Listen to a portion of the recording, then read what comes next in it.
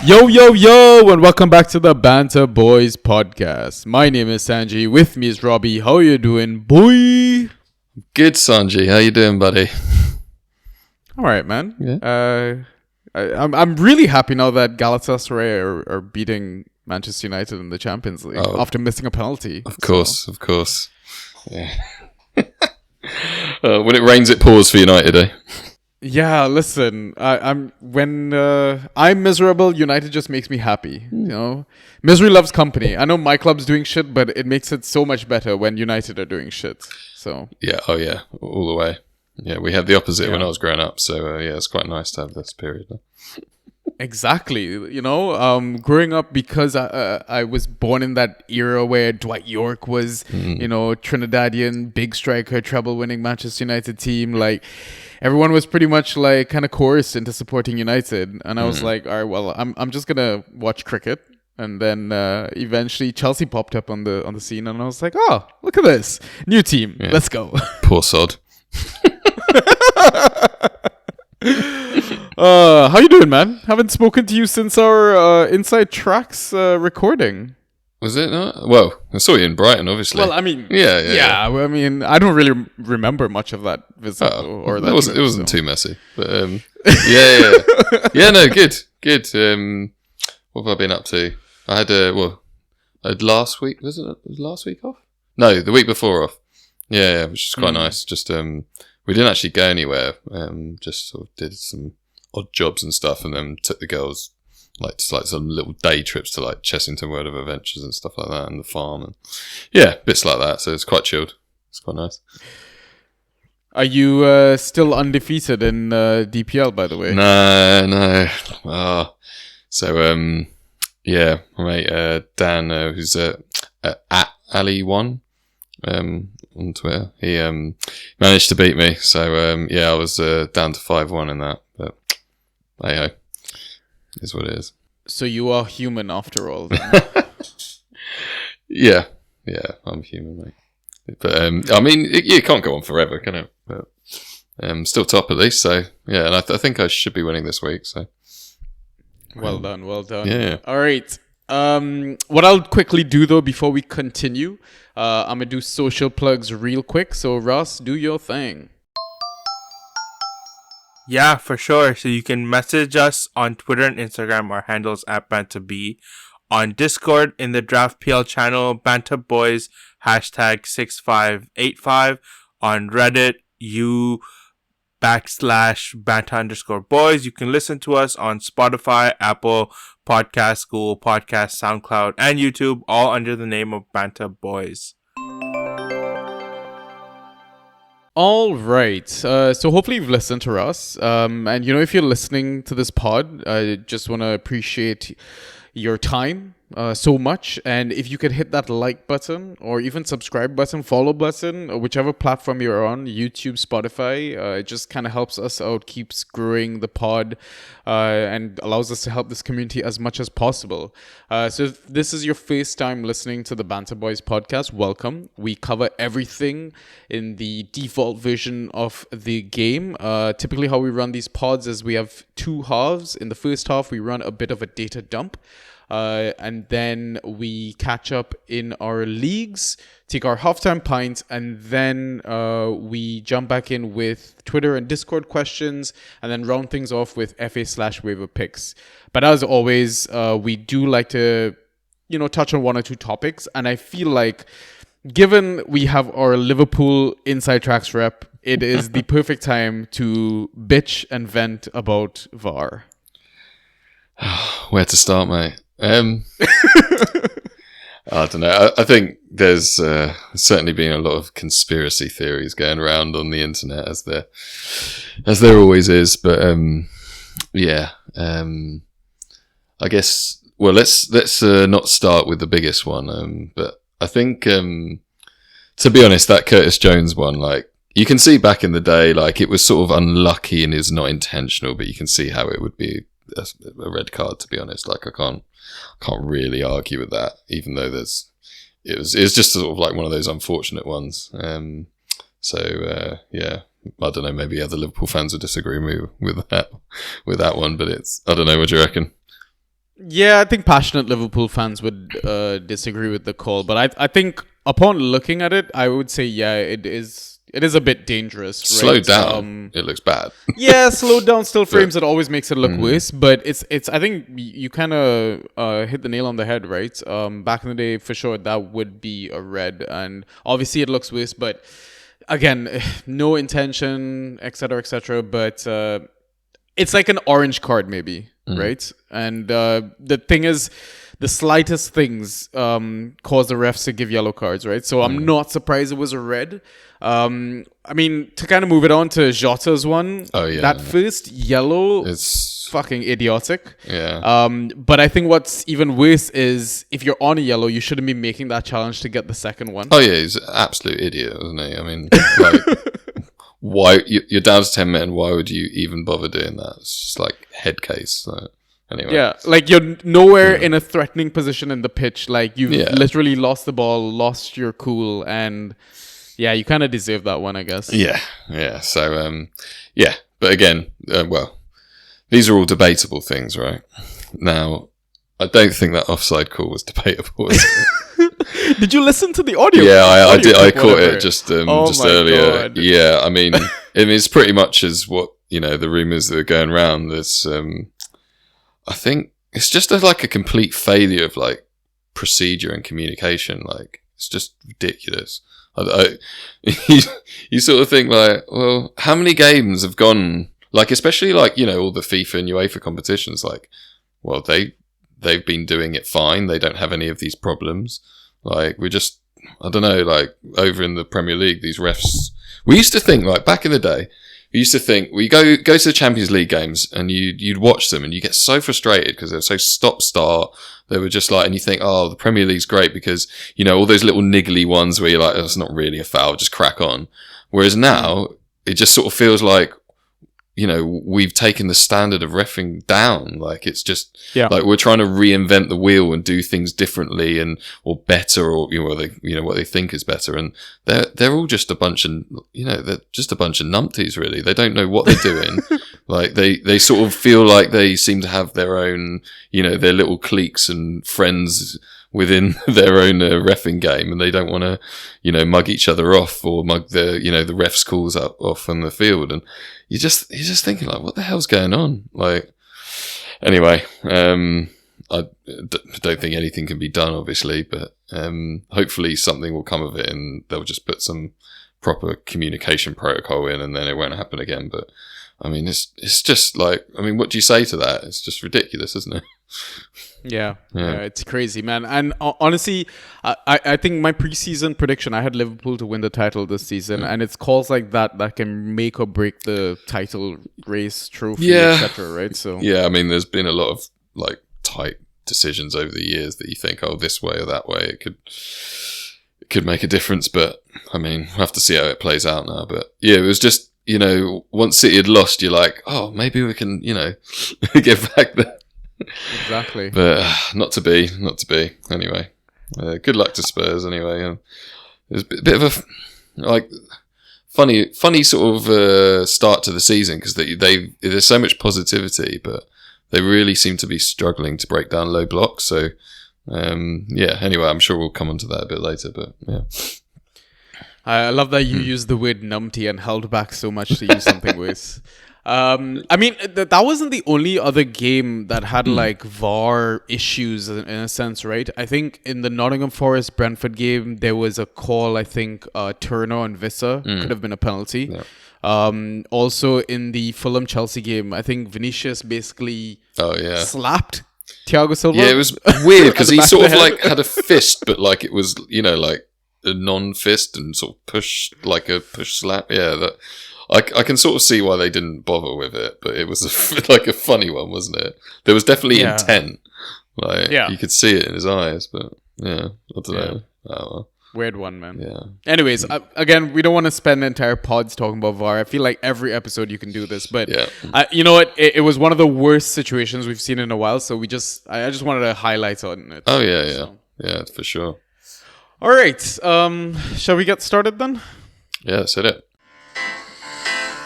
Ay, ay, ay, ay, ay. Fantasy with the Banta Boys. Okay, so starting off with the data dump. So the numbers that we've gathered so far, it was obviously it's a double game week, but we recorded them pre-Luton Burnley, which just finished. So timestamping the pod, it's Tuesday evening, BST time zone. Thankfully, both of us are in the similar time zone. It's strange doing this, to be honest. But yeah, we'll kick things off with key passes. So the highest number of key passes recorded with all the single games was 6 by Doughty and James Ward-Prowse, and then 5 key passes by Bruno G, Kulusevski, Trippier, Watkins, and then 4 key passes by Soufal, Doku, Maddison, Mbuemo, and Robertson. Thoughts, Robbie? Oh, how good a stream was Doughty, eh? Have you seen how many key passes he had tonight? No. He's on 7. Oh my god. Fucking ridiculous, isn't it? So that's 13 over the 2 game weeks. Two games. So no Barkley and no Giles. It's just crossing for fun, isn't he?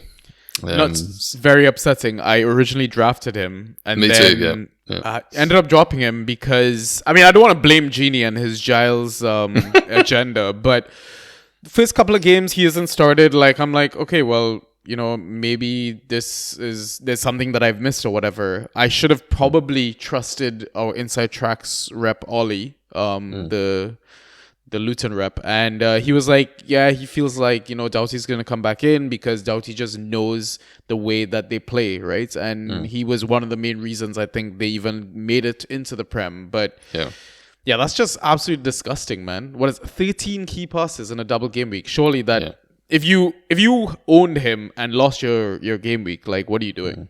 Well, a bit like if you had Watkins as well, eh?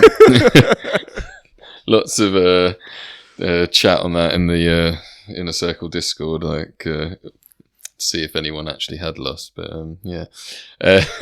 or if you'd won against him. Now that's the real win, isn't it? So 13 key passes. He got 40 points in total. It's just ridiculous. But so I drafted him in the IGL and obviously dropped him. I actually picked him up and then dropped him again a couple of game weeks ago, and I think Gavin managed to get him. So anyway, is what it is. But I managed to pick him up in my home league. So that's and that might have actually won me my game week. So there we go. Jesus, winning. He put on 40 points, right, or something like that. Yeah, 40 in total there. 22 and 18. So 18 tonight. That's even more ghosts with because without the assist. So there's a few other names that Bruno G actually doing something. 5 key passes. That's and you know what, Kulusevski's a bit of a weird one at the moment because he got 5 key passes. When you watch him, especially sort of towards the end when Liverpool, were obviously trying to just keep it tight, and he just sort of he'd run a little bit down the wing. Go into a blind alley, turn back, nothing could really happen. And he just didn't really do anything. He's he can't dribble past someone. He sort of just has to use give and goes and things like that. He just, I don't know, I've got him in one league and I'm a little bit worried, to be honest. But but he it feels like he'll keep playing, but he just doesn't seem a good fit at the moment. But yeah, so obviously Watkins on there on 5 as well. That's God, that guy's that was a great week. And then Soufal on 4 as well. Great performance. Yeah. So Robertson on 4 as well. I think obviously with Trent not in the team, he's had that bit more license to attack. So I think maybe next game week that might not quite be the case. But yeah, that's what stood out to me. I don't know about you. Yeah, on the whole, JWP is a normal person over there. Trippier, normal person in the key passes. Bruno G, I think this has to do with Tonali not playing next to him. I feel like I think we kind of touched on this off air in TDS chats and stuff like that, or other chats, is that I feel like we're gonna see different versions of Bruno G with and without Tonali. Like, I think in this game he was playing with both Anderson and Longstaff, and in my head they're more defensive. They kind of lay off the ball. But listen, both the other guys also ghosted amazingly well this game week, right? And I mean, their opponents were Burnley, so maybe that also bumps up their points output and all that sort of stuff. But it wouldn't surprise me if, couple game weeks down the road, Tonali's next to him and Bruno G is doing fuck all over again. So yeah, and I think Joe Linton, has something to say with that as well. Yeah. Yeah, exactly. Soufal, he's been putting up these numbers for the last few games. I think a lot of accurate crosses into the box, a few assists back to back in that sense. No surprise by the likes of Madison. Doku, new boy, he's lit up the Fantrax world on fire. And I mean, obviously it helps that Grealish has still been drunk or still managing his hangover from his treble-winning season. He's not looked the same. I know people have dropped clips of him he's doing the thing where he just takes the ball and passes it back. He's not really taking on players and stuff like that. But I mean, it's hard to bench a guy like Doku, to be honest. So, and final thing I want to touch on is Mbuemo. I feel like his ghost points have kind of gone up since they've had all these injuries. And I don't know if it's as a result of him sometimes pushing out wide. And I mean, listen, they were chasing that, not really chasing that game, but I guess trying to get the winner in that game. And they had, 13 minutes extra time or something like that? I feel like he got majority of his points in the extra time. Oh, yeah, they all came late, didn't they? He barely done anything the whole game. Yeah. Listen, this extra time is crazy, man. If you can get assets that play all 90 minutes, I would. I think that's a serious bump up in value. We talked about this, right? How would you compare assets? And I think one of their TDS boys, was it Drafter Thoughts that did it? No, he just compared the points per 90 for last season to this season. Wasn't actually as much difference as you would think. Because you would have thought the changes would mean more playing time, right? Which is more avenues to points, but yeah, it was a bit of a bump, but not really much, nothing significant. But anyway, we'll see. Cool. All right, let's move on to shots and how many were on target. So again, just looking at the single game week matches, so highest number of shots attempted was 6. By a few players here. Bowen with 2 on target. DCL, Robbie, with 2 on target. Oh, boy. Doku with 1 on target. Isak with 4 of his 6 on target. Souček with 2 on target. Watkins with 4 on target.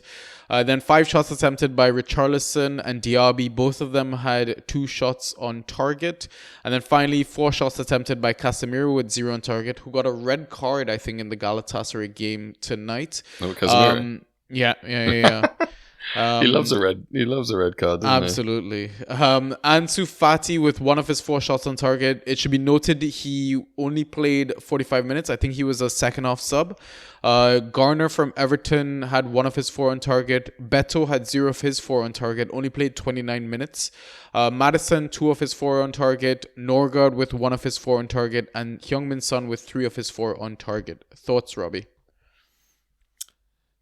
Well, Watkins was great, wasn't he? Oh dear, yeah. So I full disclosure, I have him in one league, and it was I had Watkins and Soufal starting, and it just it was very relaxed for the rest of the game week. Let's put it that way. But anything that's actually stands out. Richarlison back in, playing off the left and. Looked dangerous at times, although overall in the game I'm not too sure. Be interesting to see whether he keeps that spot over Solomon, to be fair. But yeah, obviously great to see DCL back. Have you got him in any leagues? My Dynasty League, I've got him and Beto. So yeah, no. So I've got him in IGO, and I started Neto over him, unfortunately, but it didn't matter, of course. But yeah, I should have gone for that one. But yeah, it's nice to see him back and starting, and even if Everton are a shambles, It'd be great if he can actually, stay fit and do the business. But there's always hope. Foolish hope, but yeah. Yeah. I mean, 3 Everton players over there, no surprise, right? They Yeah. played Luton. Yeah. I think, again, they smashed the XG. I think Daesh came out talking about XG or something like that. And fans basically came out and absolutely roasted him. But yeah, it would be great to see him fit. But what would you be doing as a better owner? I mean, he's still putting up good underlying numbers in that sense, right? But would you be a bit concerned? Well, I mean, there's obviously been talk of the two of them playing up top together, but I'm not sure I'm seeing it, just yet. So yeah, I mean, while DCL's fit, I can't see Beto starting, to be honest. He's like I say, I mean, we obviously watched his first game together against Sheffield United, and it was an interesting guy. He obviously puts himself about, and I'm not sure there's a certain level of quality there in terms of finishing, but in terms of actually shooting, as is the case with his 0 shots on target from 4. But yeah, I dropped him in one league, but that, yeah, I don't know. I mean, are you excited about him at all? Like, I can't get myself too excited, to be honest. Who's that? Well, Beto. Yeah. I mean, it's only because I spent fab on him. The sunk cost fallacy, eh? Yeah. I mean, I still think Daesh might rotate. I don't know about playing both of them at the same time. Because I still think he's had a great effect on the team. His link-up play, his hold-up play, him being so physical, like... One of the reasons I want to say, won that game at Brentford, and that was one of the games I went to, is, his ability to allow, runners past him. Yeah, it would be so harsh to drop him. I don't think he's done anything wrong. I think it's just a matter of, well, DCL's back fit. He's always been our main guy. Maybe we should give him a run out in that sense. So, I mean, who's to say how that game would have panned out had he started instead of DCL? Maybe the result might have been different, but I mean, hindsight and all that. Yeah. So, yeah. Well, I mean, DCL scored, didn't they? So yeah. The Souček being up there, let alone him being on shots, he's just quietly gone about his old self again, eh? Yeah, I've definitely bumped him up in my ranks a bit this week. I mean, when you've got like a JWP like whipping in like balls all the time, I mean, sort of just a match made in heaven, really, isn't it? Yeah, and actually, we didn't really touch on it in the key passes, but it was nice to see like JWP back into like some proper ghosting form. Yeah. Obviously, his previous scores have all been very much related to getting goals or assists. And he was a little bit deeper in this game just because he didn't need to be sort of going crazy in terms of attack. But yeah, obviously, like you said, Souček actually getting on the end of some crosses, and it really raises his value having Ward-Prowse there. Yeah, I mean, it's no surprise that he also smashed it this game, James Ward-Prowse, because Sheffield United, well known for being terrible at defending set pieces or defending aerial threats. I mean, Trippier with his triple assist in the previous game week. So it's kind of expected. I guess it's just unfortunate that owners didn't get an attacking return from him. So yeah, that's it. I mean, a bit frustrating, but I think was he on like 22 points in the end? I mean, like, I'd take that every day of the week. Yeah. Back to prime JWP, man. Still, I would say still a late first round, early second round pick for me. I think I've definitely like he's up to 10th in my ranks now. I couldn't not put him higher. I mean, he's on 17 points per start, and his expected points per night is 15, and that's even still ridiculous. So it's not like he's not deserving of these of the points, Yeah, absolutely. Even if there's a bit of overperformance. Yeah, absolutely amazing stuff from him. Hmm. Other kind of mentions, I guess. I mean, Norgard, you had a selection dilemma this game week, right? You were debating whether to start him or I think start someone from the bench. And Yeah, well, Gibbs White obviously got benched, or how do we say rested yeah, in inverted commas. So yeah, I mean, it was just a case of whether I started him or Norgard, and I've had Norgard. Well, I'd only just brought him in that league, but I've had Norgard in IGL just because my midfield was a bit ropey, and I just needed some guys who would start and who might put up some consistent points. And he's been great, to be fair. Like, so he had like a couple of off games, but the rest of it, he's been putting up like okay numbers and a couple of like good performances. So nice to get the goal, and obviously he's actually taken some shots. The only one on target he scored. Yeah, just can't complain really. I think when Janot's in there with them, he's like he comes up a bit more defensively. So he's got a little bit more license to do something. yeah. And one thing I want to touch on as a bit of a segue, like topic, before we move on from this category, Ansu Fati coming on for 45 minutes. We're seeing a lot of rotation with these Brighton assets, man. Yeah.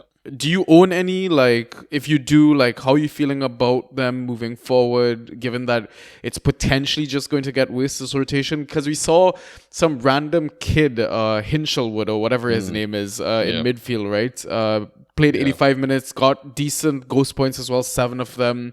I would say they're missing the likes of Pascal Gross and stuff, but yeah. What are you gonna do, man? Because Ferguson scores a hat-trick one game week and then gets yanked off at 45 now, and I feel like managers are just expecting this. So yeah, well, I mean, he's obviously had that injury, didn't he? And he's coming back slowly and not being, overstretched, I guess. But they've got so many options there, and it seems De Zerbi, obviously with the European games now, he feels like he's treating them seriously or semi-seriously. So you're seeing lots of 45-minute substitutions and. I only really have March in one league, which is an auction league. So I got him for like 29 out of 200, which I thought was like quite a good at that's the time. fucking value, I think. Yeah. I think at the time, everyone was still injured and everyone was still worried about him and stuff. But so obviously you can pick up a Dingra. Maybe you can pick up Fati, Pedro. I don't know. These are all guys that are like, they're too good to, like, if you have them, you're not going to drop them, and you're not really going to get much value if you trade them out. So you're in no man's land having to hold them, and like they are probably worth having in terms of handcuffs, but again. It's not the greatest of fun having a handcuff because it limits your ability to, pick up streamers, etc. So, yeah, it's just one of those annoying, difficult situations. And hopefully, once we get out of the group stage period, then things will free up again and hopefully they'll get like knocked out or something. I don't know. Do they? If you're in the Europa League and you come third, do you go down to the Conference League?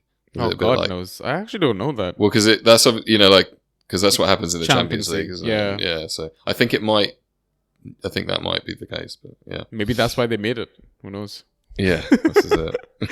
All right, let's move on to the next category then. Anchor crosses into the box. The highest number was 3 by 3 players. Roslev, who I think came on in like extra time because it said 1 minute next to his name, and I'm pretty sure this game doesn't account for extra time. But yeah, it was kind of mad to see that. Luke Thomas also getting 3 acro crosses into the box, and then 2 acro crosses into the box by Soufal, Harrison, who came on as a 45-minute sub for Everton, Odegaard, Szoboszlai, Trippier, and James Ward-Prowse. Quick thoughts, Robbie? Yeah, I mean, I think the 2 at the top there we can probably ignore, to be honest. But on the 2, yeah, again, you would obviously already mentioned Soufal. Harrison's an interesting one. Like, you've got to feel he's going to be getting in there soon, but then you got Garner in the way and things like that. So I guess Garden can always come inside, but But managers who've kept spent a bit of fab on him and kept him this whole time will be wanting him to come in. Odegaard, he's had a poor start to the season, but he's actually got some great points this week. So did you see that game? What is it? The game Bournemouth. versus Bournemouth. No, I didn't. What was I Yeah. doing? Oh yeah, I was away this weekend. Oh, of course you were. Yeah. New Forest. Yeah. Well, I spent most of it building sheds and things like that, so I've only seen some very brief highlights of some of the games. But yeah, so one to monitor in terms of his points production, because he was Odegaard was so low. I think it was down on about 8 points per start or something. But a 34-point game, admittedly including a pen, is still getting back to it. So, but it was Bournemouth. And then our boy Sobo in there, and Trips and JWP, as we'd expect, really, isn't there? I don't think anything stands out too much. Yeah, I think we can move on. All right.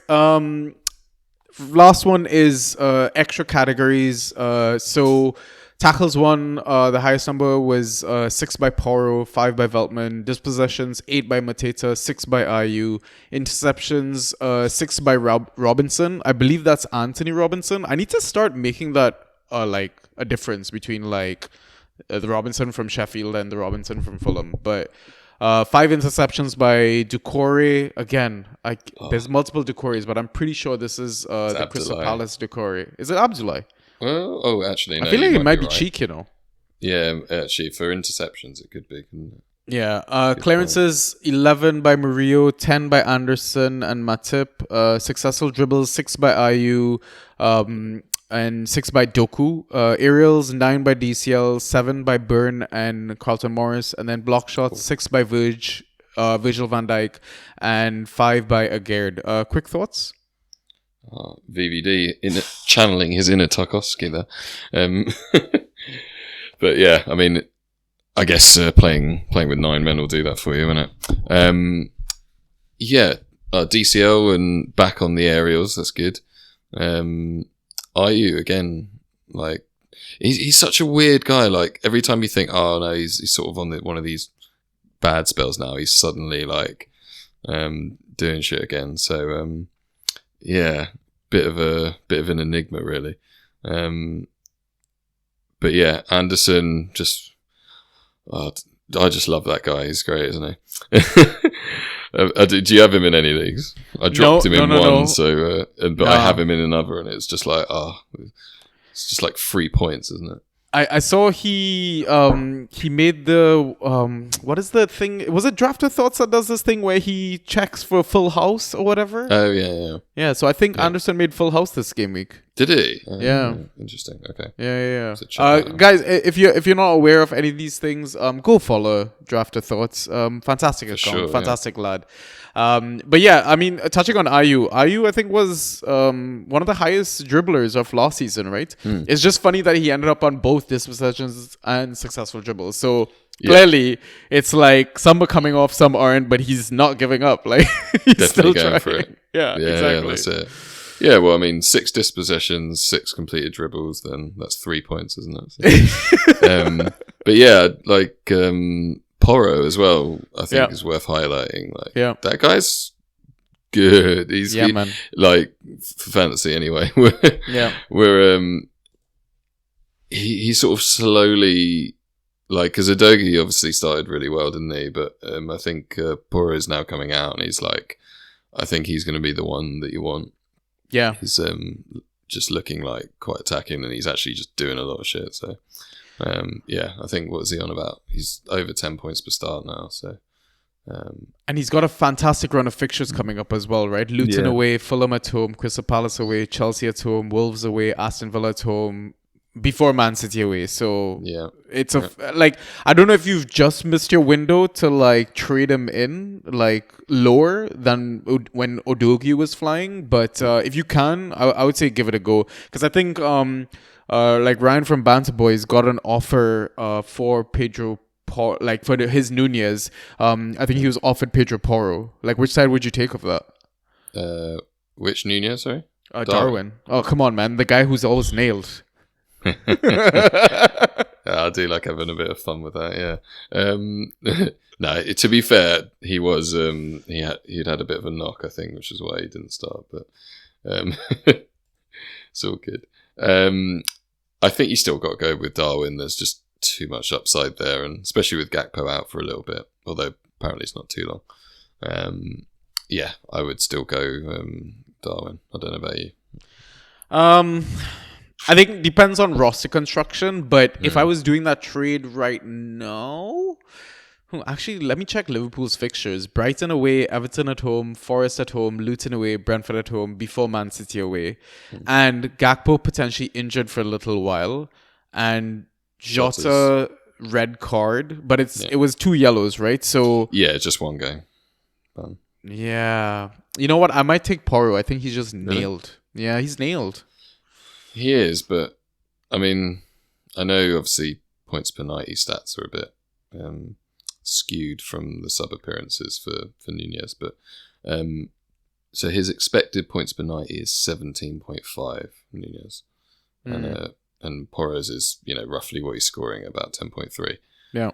So that is a huge difference, and if I know it's a big if. He is nailed. If he, even if he gets like 50, 60, 70% of games, then yeah, he's totally worth it. Like, especially with the fixtures Liverpool have coming up as well. It's just, yeah, like there's a few teams to jump on at the moment. Definitely like Villa, Liverpool, like Spurs as well. Yeah. And, have some really nice fixtures coming up. Would it surprise you if let's say he's not nailed and both of them kind of meet up the halfway point after their little pretty run of fixtures? Like Porro moves up, Darwin slightly drops down. Would they points per start sort of stuff? That's okay. Yeah, I mean, I don't know. I think I'd still go Darwin, to be honest. Okay, so in my ranks, there's about 10 places difference between them. So okay, it's not loads, but it's not massive. Yeah. Yeah. By the way, guess who has the most aerials for the season so far? Oh shit. Okay.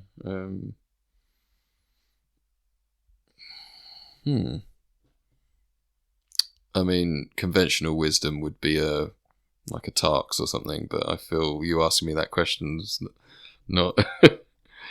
It's because his name was on this list. Okay. Is it Anderson? No. It's Morris? in the aerials list. Yeah, Morris, man. 40 of them. Yeah. That doesn't surprise. Yeah. Yeah, they're obviously putting a lot of balls into them, aren't they? So yeah. Easy money. Yeah. All right, cool. Let's quickly move on to league updates. All right, Robbie, let's start with you. I think you've added all 10 of the leagues that you're in. So no, that's just the 2. I know. It's just the detail that you've added is beautiful. It's absolutely beautiful. I just needed to remind me, mate. I've been up since 5 a.m. this morning. So. That's dad life, man. Dad life. Oh yeah. All right, talk to us. Why don't you start us off with DPL Com League? Yeah, so had a pretty good week there, to be fair. So I've ended up winning 133 to 108. I guess what went well in that, Aguerd as a stream, 20 points. Like, that was just like a random last minute one as well. It was nice to see like an option like that on the wire, so that was a bit of luck. But yeah, I've got quite a nice little stack of the of JWP and Bo in there. So that's been carrying me through, and obviously Norgard and Miggy, Burn, like just quite a lot of things just came through, even though obviously Haaland put up a goose egg. So yeah, just like really good result there, because I was facing Carlton Morris, who got 25, and Bruno G with his 20 and things like that. So there was enough there to get me by. But yeah. Oh, we were saying game week regrets. Why isn't Jeffrey am I named Jeff scoring any points anymore? It's like, I mean, his opportunity might be coming now, given the breaking news about Eze's injury. This is it. I think maybe that gives him more sort of minutes on the wing. But yeah, we'll see. So hopefully that means he's a bit more attacking and does some shit. But they need someone to be creative, right? Because Eze was the only one doing anything, wasn't he? So yeah, we'll see on that front. But yeah, so what was the other? Oh yeah, Branthwaite. I streamed Branthwaite. I mean, you just think, oh, he's against Luton. He should get loads of aerials, even if they concede. Hopefully they don't. Oh, 3 points. Fucking hell. They did. He didn't. What a prick. But then, and they've got Bournemouth next week, and you're like, just like, fuck off. It's the hope that pulls you back in. Yeah. I just want to just drop him, but yeah. I probably will. I mean, the signs were there of him kind of stealing Tarkowski's points, and then I think we just jinxed it. That's the problem, because now Tarks has gone switched. back to he's gone back to his mean, and it's. I mean, as a Tark owner, I'm happy, obviously, but I think I'd be a bit more cautious, and I feel like now you potentially we're gonna touch on this in the second half in our FA waiver grab segment, but Mikolenko is a name that I think people should be keeping an eye on. Yeah, but the only issue is they've got one good game, and then it's the rest. Then it's dog shit for until game week 30 or some shit like that. So that might be a short-lived thing, if it is at all. Yeah, 1 week punt, man. 1 week punt. Yeah, that's it. But yeah, so what else? Yeah, like I say, it was frustrating with Gibbs-White getting benched, but yeah, so I had an open roster spot, and I managed to nab Brozier. I didn't actually start him, but it was sort of just see how he gets on. Like to hear your opinion on whether that's fancy real or fancy fake, right? Shout out to the Keep Ass Collective. I mean, I think this is one of our questions as well in one of the other segments. But I'm happy to talk about it. I did I was a little surprised. I would say 50-50 surprised that he started because I know that he wasn't fully fit. He did come off a bit early, and I think there's about 60 minutes, was it? There's some rumors about there's a bit of a knock, maybe a bit of injury. I don't think so. I think it's all just being precautious, that sort of stuff. I'm very happy he got his goal. Not surprised that we scored. I mean, we have been, I think we've been smashing the XG data for all the game weeks or something. I think the statistic was that you've won every match on XG. Yeah. Yeah. But clearly your finishing is not living up to it. So. Exactly. And I mean, even last episode, I was talking to Ryan about it. Even with Nico Jackson, people were like, oh, do we drop him? I think there were chats in our Draft Society one that I think, what was it? Joe mentioned that somebody dropped Nico Jackson or something in his league. Yeah. And I was like, that's fucking mental, man. Because I was telling Ryan, I was like, eventually that dam is going to break. We're creating way too many chances. We saw glimpses of his potential in preseason, and lo and behold, he scored the goal against our A team, because we're obviously Brighton B team, right? That's the way we do our business in the Premier League. So I was happy for him that he got the goal versus Brighton to knock them out the cup, but I would still expect Nico to come straight back in. I don't think it's Brozier's spot to lose per se. Even from a ghost point perspective, I don't think he did that much, I want to say. No. I mean, it was it 13, 14 points? So exactly. Yeah. So, and he still does look a little bit leggy, a little bit heavy. And I think his dynamic in the team is different to Nico. I think he's more physical, more hold up. He'll bring others into play, whereas Nico stretches back lines, right? He will put a lot of pressure. And sometimes that is what is needed. I remember there were 1 or 2 games when Liverpool were playing without Darwin, and it seemed like your front line everyone was just dropping to receive the ball, and it was just frustrating to watch. The minute Darwin comes on, I think you guys were playing a totally different style of football, and the attacking numbers looked a lot better, etc. So I don't see any reason why Nico would miss a game unless he was going to get 5 more yellows in 5 more games. So you think Jackson's coming straight back in there? Yeah, I'd expect so, man. Oh, fair. I was just thinking, they finally found someone who can score, so... I love that after my whole cup rant, him scoring, that all of that is moot. I mean, listen, you can maybe afford to hold Broja because we do have the 3 p.m. kickoff on the Saturday, right? So you can hold for one fixture. He doesn't start. He's on the bench. You can drop him, I'd say. Yeah. I think that's what I expected. It was more of a hold just in case to see. And yeah, I mean... happy with him getting a goal. Although if he hadn't have got a goal and he was rubbish, it would have been a nice, easier drop to pick up a streamer. But I might have to be patient then. There we go. But the other thing I got noted down was just about I've had Solomon for a little while, and it'd be interesting. Do you think Richarlison's taking that spot now? Well, that's the. I think it's still going to be a bit of a timeshare, but. I wouldn't drop Solomon. You would? I wouldn't. Not at all. Yeah. I'm not thinking about dropping him, but yeah, it's just one of those ones where you're like, oh, shall I trade him out to a Richarlison / just Richarlison owner really. maybe a Brennan. Yeah, someone's holding Brennan. I think it's one of those similar situations to owning a Liverpool attacker. Both teams play great attacking football, and on their day, if you have a start out of them, they're probably going to get you points, right? Again, I just want a piece of that pie. Like, if I had Solomon, I'd probably hold Solomon, and I'd probably, grab a Shaw starting striker. At least you have someone to start the game, right? Like, dare I say, Lyle fucking Foster.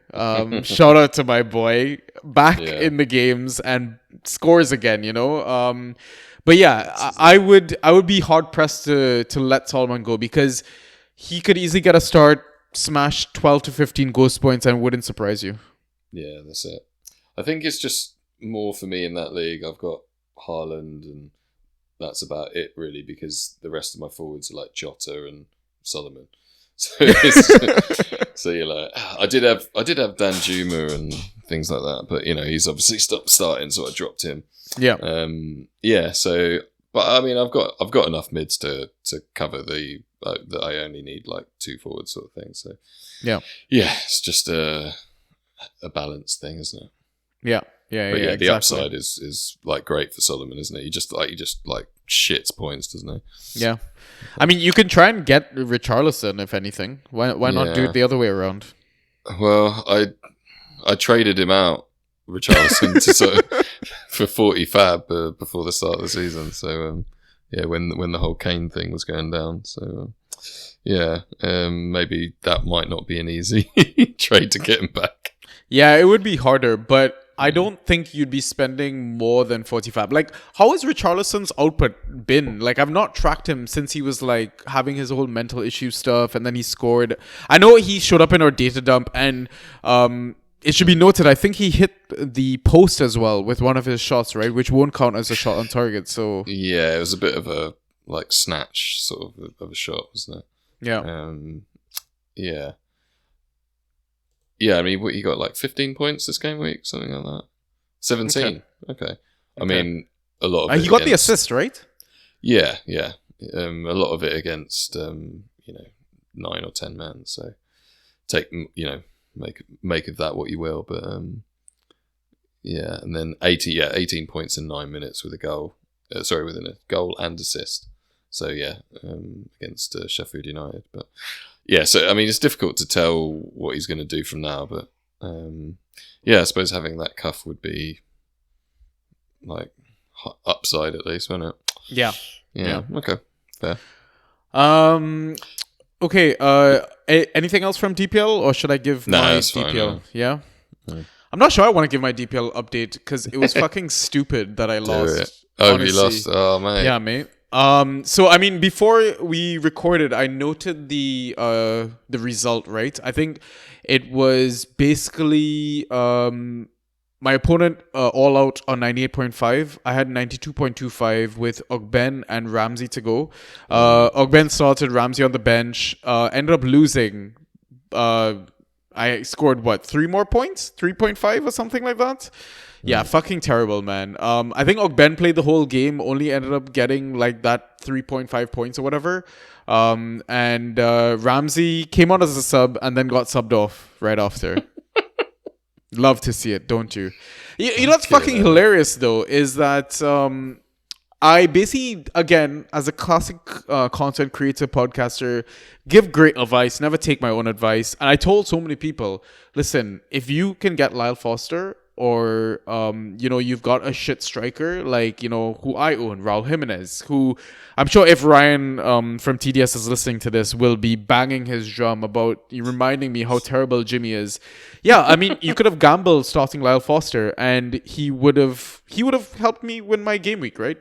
But I would also like to blame VAR for my loss because I started Jota from the bench and he got negative 5.5, right? Maybe it's not VAR's fault. It is probably Jota's fault for being a fucking idiot. But yeah, brutal loss. But you know what? We move forward. Let's kind of focus on some of the goods. Double West Ham, clean sheets, backed Emerson again. I think it was last game week. I think all my assets had played and Lamptey was like a dud and I was just like planning ahead, which kind of helped in that sense because I know West Ham do have a good fixture run coming from, I think, game week 10 or so. Because I think from game week 10, West Ham got Everton at home, Brentford away, Nottingham Forest at home, Burnley away, Crystal Palace at home. So if you can get West Ham defensive assets, like you've got a Garrett, right? I might probably hold for at least the next two. So I was wondering about that one because there's obviously Newcastle and Villa coming up, which are tricky ones, but then after that it eases up, doesn't it? Yeah, it's quite nice. So it's if I can, I'll try and hold, but I might just drop. I don't know. We'll see. I mean, there will probably be at least one, I think, floating around on your waiver wire free agency pool. So you could gamble that. We talked about Tarkowski coming back to his norm. Man, Trippier, so happy. Like I held the patience, withheld, stayed away from offers for Trippier. Like even 100 fab got thrown in my face for him. And yeah, he's just delivering the goods, man. Proper first round pick value, right? Yeah, benefit of hindsight, he would have been a great buy low, but yeah, I guess like you said, there's a lot of people like you where no one's going to give up that value for too much of a drop, are they? So then at the time you're like, oh, do I risk that? Even if it's like a sort of mid-second round value or something. But anyway, you're reaping the rewards now, and especially with like you say, with Newcastle's like nice run of fixtures, it's suddenly like everything's switched on, and we'll see what happens with with the European games coming back in now. But, exactly. Regrets again, not backing Lyle fucking Foster. Again, also not backing Ryan Christie, who's been ghosting away quietly. And, I was a bit nervous playing Arsenal. I thought, maybe he's going to do fuck all. But yeah, even though last week he didn't ghost well, still got the attack and return. He was back this game week with 7.5 ghost points. Yeah, I think we do kind of need to consider him as maybe a mid-4, mid-5 set and forget.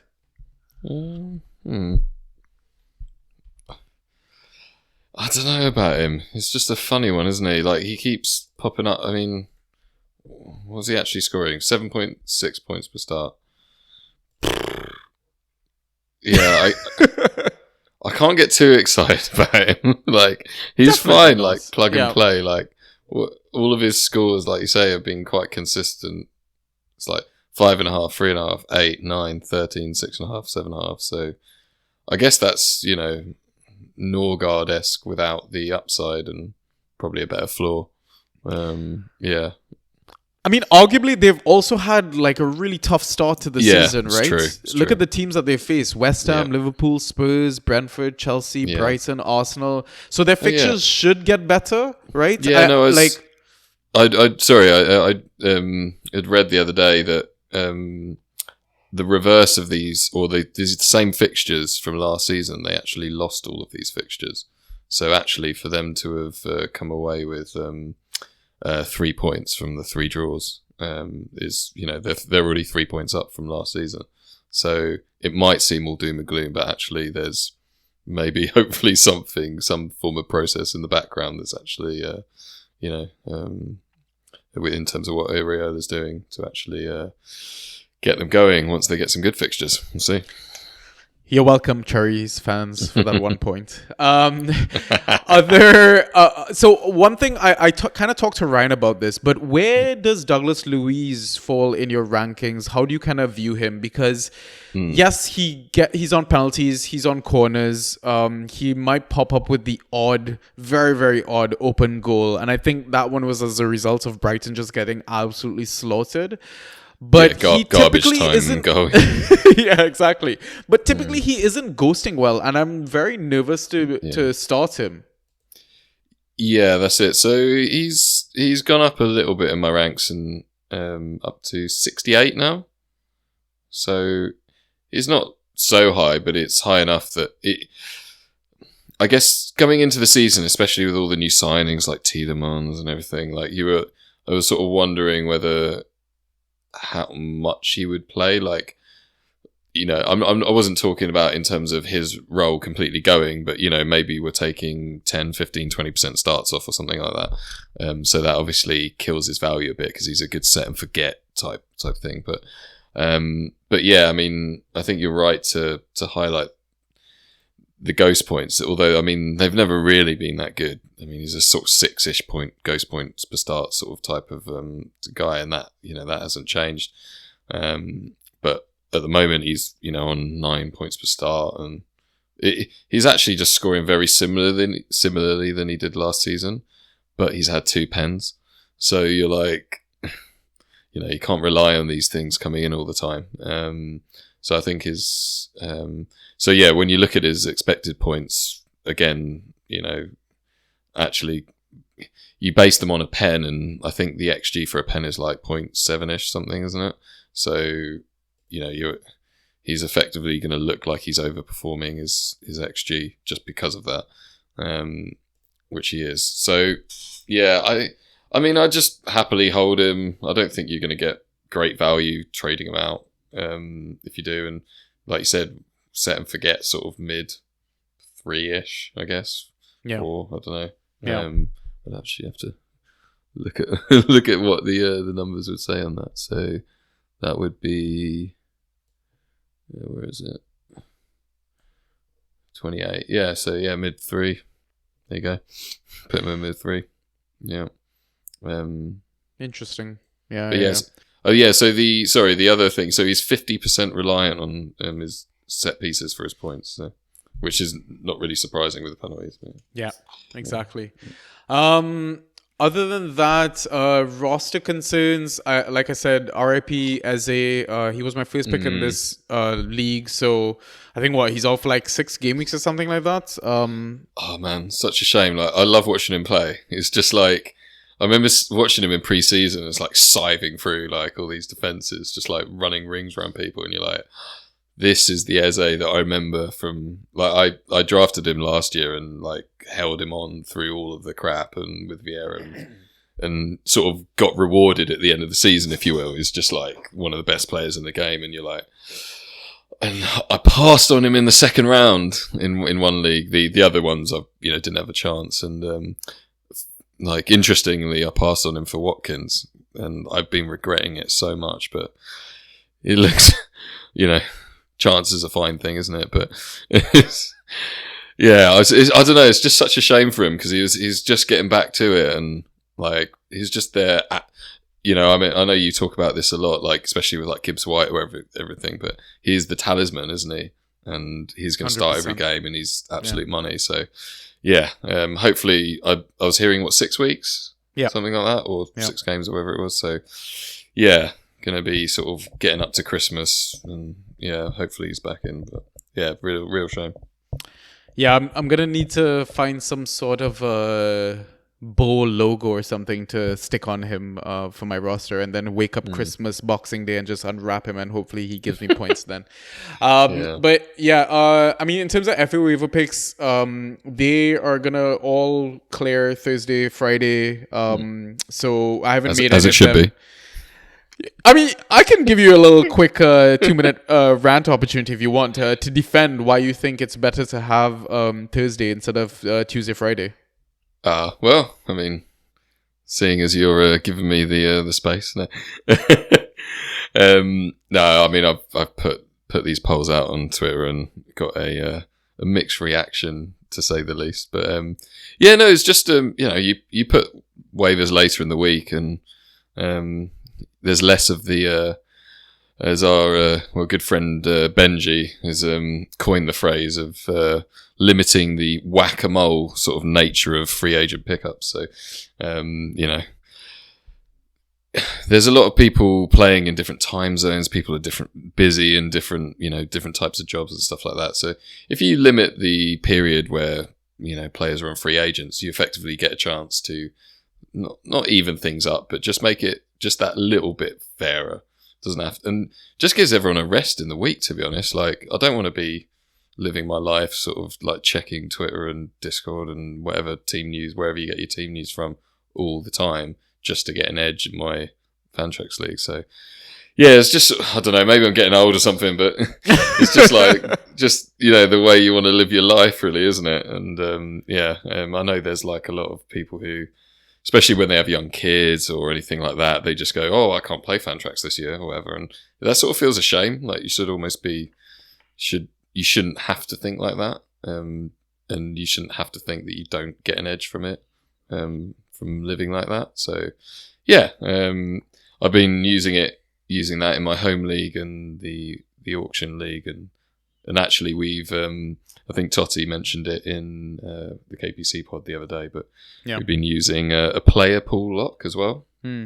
So you keep live lineup changes, but then 90 minutes before the, just like FPL deadline, the player pool lock. So you can't pick anyone up from the waiver wire or free agency, but you basically, the strategy then becomes you stack your bench with players that you think you may need, depending on how you've constructed it in terms of nailed people versus whatever, and that's all you got. So you're not like you don't have to be on it on on lineups or in terms of when the like rumors come out of players like a bit before lineups come out and all that. So yeah, you just that guy's starting or he isn't, so you just plug and play. It's actually like a really nice, relaxing way to go through your weekend, and it's still, personally for me, there is like a bit of a thrill of like picking someone up that you see like a streamer starting, and you go, oh yeah, great. You do miss a bit of that, but I think the positives outweigh the negatives in terms of that. So yeah, later waiver days, less time for players to be on free agency, and player pool locks during the weekend is actually quite a nice way to do Fantrax, in my opinion. So do draft and do fantasy. So yeah, that's my spiel anyway. Love it. I mean, I kind of understand that because like Dynasty as well, we don't do FA grabs. We just do the 2 waiver pools. Yeah. I mean, we've got a massive fucking bench as well, right? So yeah, you should be able to navigate it in that way. A different way to play the game, right? And I think every season we play this game, we keep meeting more and more people. And the beauty of this Fantrax platform is how customizable it is, how flexible it is, and it accommodates for so many different styles of playing this game, which is fantastic to see. And who knows, man, we might see different versions pop up next season as well, right? I don't know, Robbie, you might have something in the works, so I don't want to give too much away, but we'll see, mate.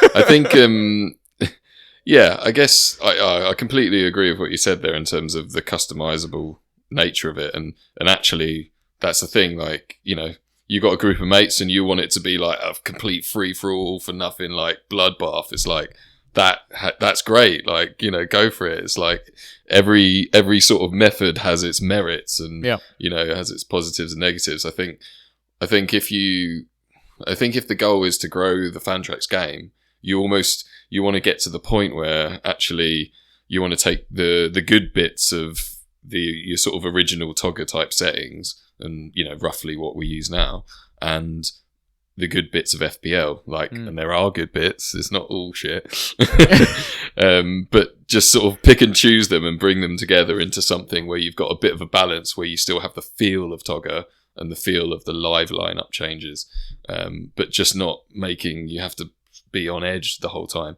In terms of because I know personally, like my working life definitely takes a hit because I play this game, and that's not where you really where you want to be, is it? Yeah, you're just and I know obviously producing content and things for the Draft Society does become it's part of your life. It's like a second job, if you will. But and we're all obviously obsessed with this game and we love it. I mean, we're just literally talking about it now on a podcast at night, so it's this is where you're at. And everyone who gets into it loves it, but I think there's a space to create something which is like a more middle balance, where you can attract more people from that FPL world and actually say, hey, look, there's something different here. It's better than your bullshit lineup locks and everyone has the same player sort of stuff. So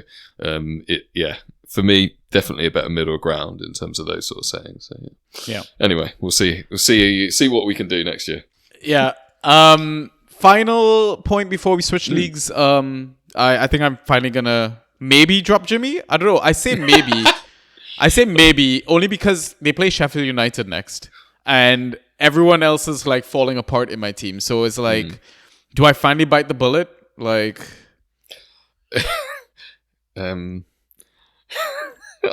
I don't know what to say to you, mate. It's like a drug addict, isn't it? I can't do you want this crack or do you not?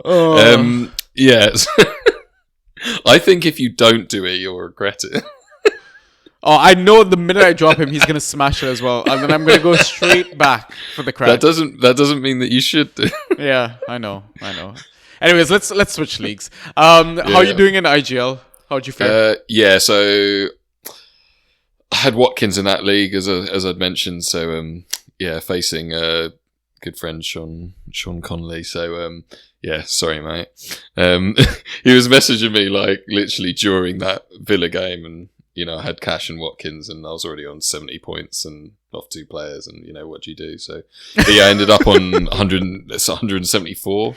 Jesus. So I mean, as weeks go, that's a pretty good one. I even I streamed Zinchenko. We got 17 points.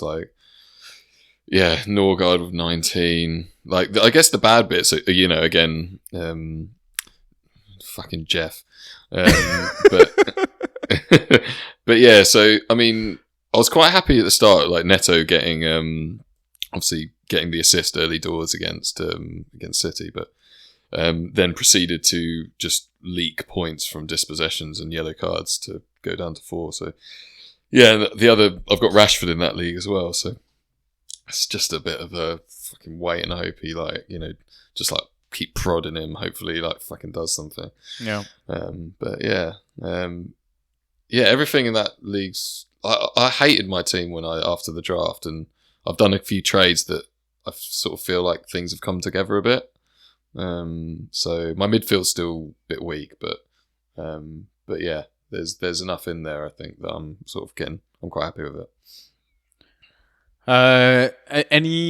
Anything else regarding? No, I think that's it. Yeah, I mean, I guess the only thing.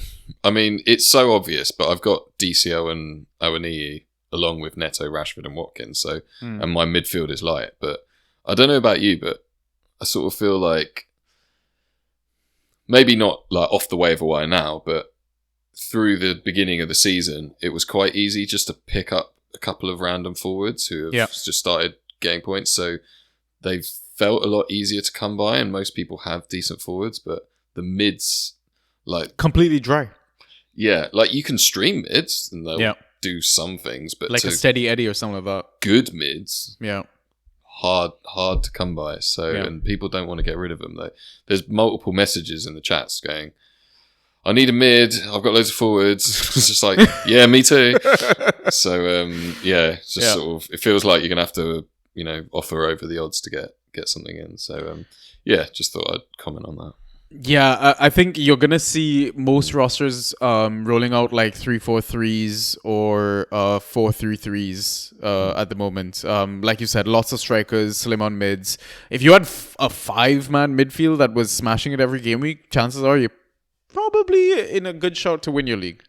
Yeah, and certainly that. I mean, for me in the community league, that's pretty much what I've got. I mean, I've got Bowen, Ward-Prowse, MGW, Almiron, Norgard. Like, it's just, there's enough there, and Jeff, obviously. And Kudus as well, if he ever starts fucking starting. But there's so much options there. And then you're like, okay, that's something. It feels like a proper base. Yeah. So, and then you can just do bits and pieces around it. So, I prefer that. Like, benefit of hindsight, I definitely would have. Obviously, you don't want to leave yourself really light on forward and just, draft mids the whole way. But I think I've lost that a little bit in terms of the draft. Like, targeting mids would have been something that I would have looked into a bit more. Yeah, but I mean, hindsight's a wonderful thing. Yeah, I mean, it's a perfect segue to my IGL is like, I wish I took Bowen mid instead of Gakpo forward. Second pick. I don't know why he took Gakpo anyway there, but I wanted a piece of the pie, Robbie. But that piece? I mean, he scored this game week, so... Yeah. And then promptly got injured himself. Yeah, whatever. So in this league, I pretty much won my matchup before the double game week fixture. Like, going into it, I was 106.25 plus Nakamba versus 95.5. Like, again, another situation where my opponent played all his assets. I actually dropped down a point. Nakamba got -1 in this game, so still won. I was assuming, okay, he gets a red card, I'm still safe, right? In that sense. In terms of good VVD, you talked about back to his old self with ghosting. I touched on Mbuemo ghosting as well.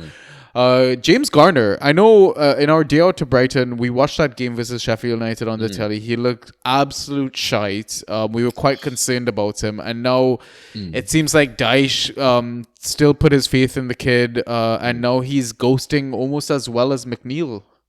Yeah, so you kept him the whole time then? No, I dropped him and got him back. Okay, yeah, because I dropped him as well. And yeah, it feels a bit of a... I mean, it was the right decision because he then didn't start, and like you say, his involvement was just so minimal, wasn't it? So now he's coming back in, and he's suddenly, he was on some sets, wasn't he? And it's just, and you're like, okay, but I don't know. Yeah, I mean, long term, it'll be interesting to see what happens when Harrison comes in. If he does, but for sure. But yeah, happy to, if you have him, ride it while you can. Yeah, I mean, we saw Harrison pop up into the data dump with only a 45-minute cameo, right? That is definitely a concern of mine. But it's like you said, maybe flog away in that sense, or sell high in the sense if you're worried about minutes. I mean, like you said, midfielders are slim pickings, right? And maybe a manager wants a midfielder, and you can probably get, maybe a decent defender since everyone's stacked up on fucking forwards. But yeah, he should have scored this game versus Luton. He scored the winner in the cup game to knock Villa out. So as it stands, it looks like he's safe, but time will tell. Nakamba, I shouted him as being a safe double game week pick. It seems only for one game, so I'm probably going to drop his ass immediately. I touched on the Gakpo goal. It was good, at least somewhat repaying the faith, but now broken red flag, very concerning. I think he's probably not going to play this game week, and we'll see how international break goes. In terms of regrets, no real regrets, I'd say. Roster concerns, I won't Beto in this league, and we kind of touched on him. So, I mean, I'm not concerned in the sense that I have like a plethora of forwards, right? I was just looking at your lineup. Yeah. 6 forwards, mate. Yeah. Yeah. I've got like 5 or 6 forwards in all my leagues or something like that. This is too easy to. Yeah, it was. But I mean, obviously, like you look at my bench, like Ivan Toney's on the bench in both of Yeah, my leagues, right? that was your decision. Yeah, yeah. I wanted that pain. I own that pain. And I mean, Fabrizio, the Tapin merchant, tweeted today. I think he played a closed doors game against some Italian team. Was on the score sheet, right? So I mean, did you see the goal? yeah, he rounded the keeper that rushed out like an idiot. Yeah. Yeah. God, why you gotta make me feel worse than I already have? I mean, all I meant is meaningless. I know. It's okay. I still have faith. I'm still happy to ride my pain into the sunset. I mean, if he stays at Brentford as well, I mean, yeah, it'll be, especially if you're in a league with playoffs or anything like that, which I know. IGL. Yeah. I mean, hopefully you get promotion before that, but yeah. Quite the optimist you are tonight, eh? well, I mean, I don't know. I've only got that league. I've only ever won the league or just not like fallen out of the playoffs completely. So yeah, I'm not really a big playoff fan. Let's put it that way. I hold my hands up. A bit like Ryan, I like the slog of the 38 game weeks. So. Yeah. But yeah, I mean, like you said, looking at this lineup, like that's why I'm not that worried about Beto. I feel like I can afford the rotation. Yeah. But we'll see. Who knows? I might drop a forward, grab another one. I mean, I'm only allowed 6 though, right? That's the max, I think. Indeed. Ah, god damn it! All right, I guess I can't pick up Raul Jimenez in this league. So saving you from yourself, mate. I know, right? In terms of Douglas Luiz, we touched on him as well. Callum Hudson-Odoi, he had that smashing debut game, but then after that, he came on as a sub, 33 minutes, 1 point, and then got hauled off early versus Brentford, 59 minutes, only 3 points. Any concern, or do you think be patient? I think probably be patient. It's a difficult one because you got Palace and Luton coming up. So, but then it's Liverpool, Villa, West Ham, Brighton. Yeah, I don't know. If he doesn't do anything over the next 2 fixtures, and considering the rest of your forwards, I'd probably try and like redistribute and get a mid or something. Yeah. Him. But, I wouldn't be too worried about dropping him necessarily. I don't know. He's just a wait and see, isn't he? I've not watched enough of their games to really give you any eye test shit either. So. Yep, fair enough. All right, sweet. Now I think what we'll do is take our halftime pint, and then we will be back with questions and picks. So we'll see you in a bit.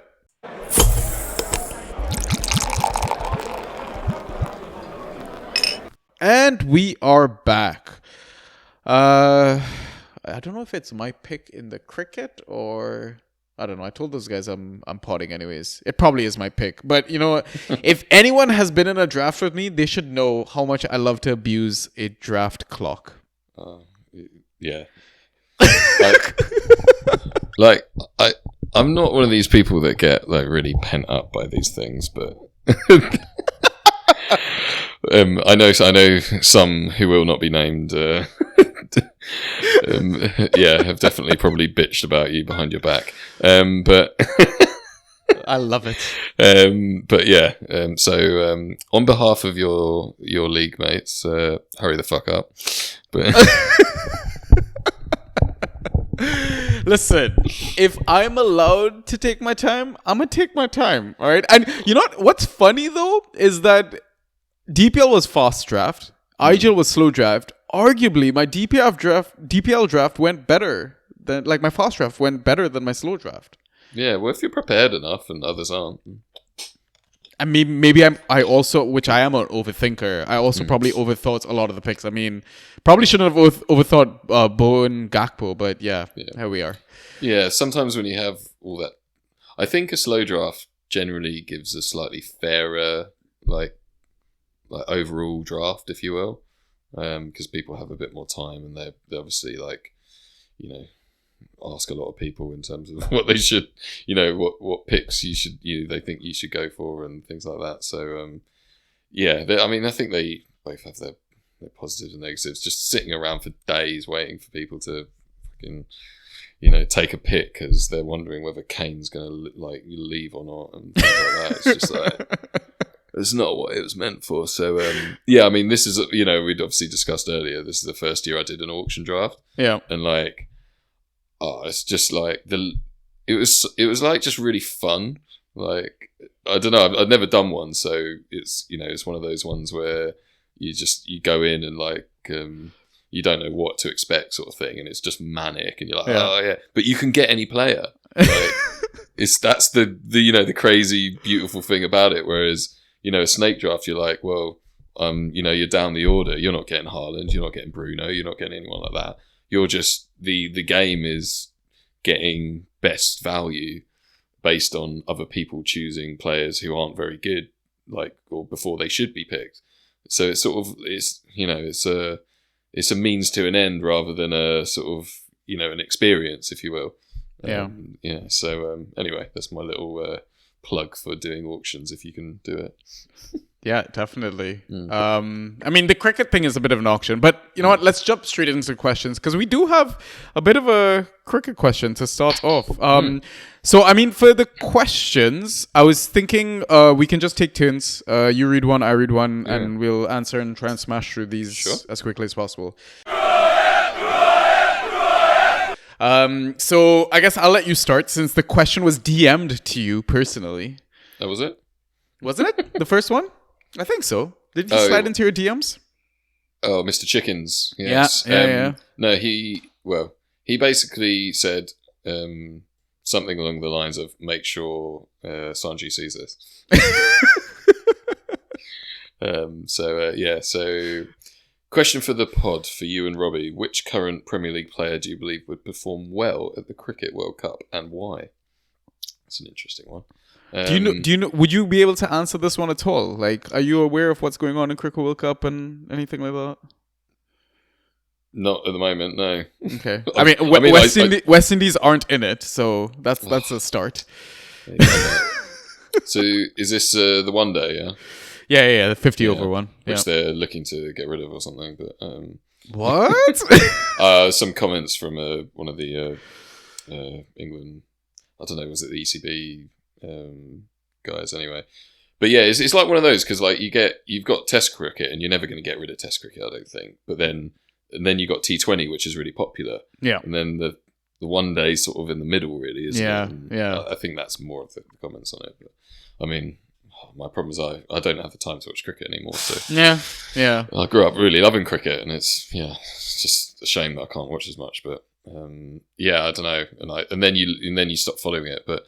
So what do I think? So I'm thinking someone playing like a football player playing cricket. He'd have to be almost I like think a bit, height helps, right? Yeah, I was thinking more of like someone who I could equate to like a Freddie Flintoff. So he's got like the power. He's got like the power to actually like fucking smash a ball, but could cane one in like a bowler as well. Oh, mate, I know. Our boy that we were talking about earlier, maybe our boy Beto. Oh, yeah. Absolute unit. I reckon he would fucking hit that ball out of the ground. Definitely. That's a very good shout, actually. Yeah. How about you then? What's another way to kind of think about this? Does anyone use their hands a lot? Who's a really good goalkeeper? Who's like one of the top goalkeepers at the moment? Maybe a shout out to Fotheringham. Maybe his reflexes would make a great wicket keeper. Okay, yeah, right. That's not a bad shout actually. Yeah. That's a much more logical one than mine. It's like go with the guy who's built like a brick shit out. Yeah, exactly. And I mean, one more for like runs or whatever. You think of like a short guy, like because like your Brian Lawrence, your Tendulkars were both short players and like fucking amazing at batting, right? I feel like, maybe an Embuemo. I don't know. That's a short dude. I can't think of many short players. JWP, yeah. I mean, he's got the whole cricket / golf / whatever the fuck swing action celebration he has after his goals and assists. So exactly, yeah. Spot on. Lovely. All right. Next question from our Discord. Gorilla Manco. Gorilla with one L. So maybe it's something else. I don't know. Yeah, tell yeah, me how to pronounce it. Yeah, new IC member as well. Having a chat with him the other day. He seems like a good lad. So from Portugal, I think. So. Ah, lovely. Yeah. All right. So his question is 14-man league. Each team only has 3 subs, 1 IR spot. When should I pick Ivan Toney? I saw there's still 14 or 15 game weeks without him. And should I pick Alex Moreno? What do you guys think? Or do you guys think he still has a chance, even with Digne being really, really good? Robbie, what do you think about this? Yeah, I think once he's fit, he'll come in for Digne. But it's just the actual. He just keeps getting pushed back, doesn't it? So, I mean, at the moment, it's saying Premier injuries is saying, after the international break. I mean, I think that's maybe optimistic, isn't it? But yeah, I'd certainly hold him if you can and have the space for it. But I guess he's looking at the. I mean, if you've got an IR, like, why don't you stick Tony in it? Right? I'm assuming you can do that, right, with a flagged player like Tony.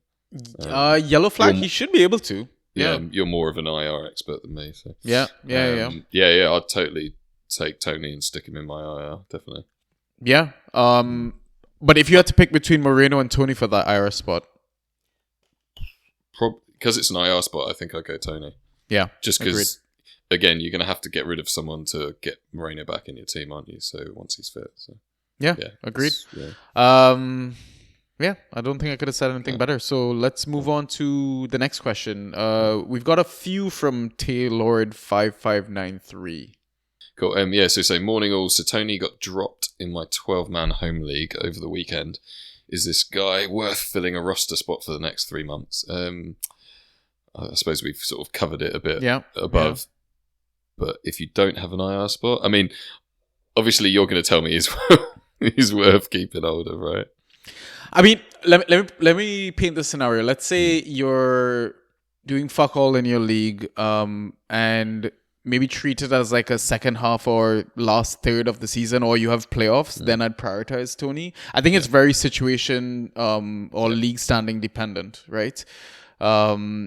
If you're like at the top and you're just dicking around, like you're constantly streaming assets, wavering assets because you've got a solid core, I think you can afford to stash Tony. But if you're stuck in the middle, maybe, and you're truly battling it out, you might have to give up Tony, I think. Yeah. I think the one period where you're really going to struggle is just like around Christmas, where all hell breaks loose in terms of like players start. I mean, you thought, if we think Brighton are bad at the moment, like it's just like a bit of a shit show, isn't it? So yeah, you just know you might have a few game weeks where there could be a bit of pain. So but yeah, so situational dependence certainly. Yeah, for sure. But yeah, so next one was, here's another thinker. Are Gordon and Miggy trade high options? If so, what would you be happy to get for one or the package of both? So his next question also kind of ties with that. Oh yeah, sure. I'll try phrasing this differently. Would you take a Diaby or a Luis Diaz for Gordon and Almiron? Yeah, I would take that. Yeah, 100%. Like I don't even think about that. Yeah, exactly. I think. I mean, obviously Gordon's banned the one game, so it might not be the best time. But yeah, certainly with Barnes out, and yeah, I mean, I guess there's the risk that Joe Linton actually gets some left wing starts, but obviously Gordon can play on the right as well. So I don't think either of them are necessarily fully nailed, but they should be the first choice going forward for a while now. So. Yeah, and Isak can get pushed out left as well. He can. True. Yeah, good point. So yeah, I mean, maybe trade them out. I don't know how much you're going to get for them really. So that's the only thing. So in terms of my ranks, I've got Gordon's about, where is it? So Miggy's 65. Gordon is a bit higher, I think, about 60, 61. So yeah, similar-ish value. I think I probably have Gordon, a bit higher, but I don't know, who have you got around that region? Maybe There's a Tarkovsky.